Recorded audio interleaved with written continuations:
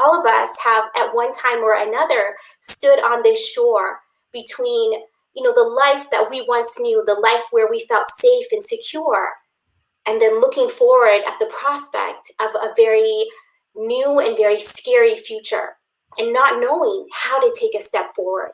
So our grief, our sorrow, our hatred, all of these very powerful, overwhelming emotions and our hardships have a way of making us forget that Allah subhanahu wa ta'ala is Ar-Rahman. He is the Lord of mercy. And I get it. Those moments are so difficult in our lives. How do you see his mercy? Through your tears. Right? And so, but like the little boy who falls off his bike and learns to get back up again and is stronger because he learns to get back up, we too uncover who we are when we learn to pick up the pieces and stand up.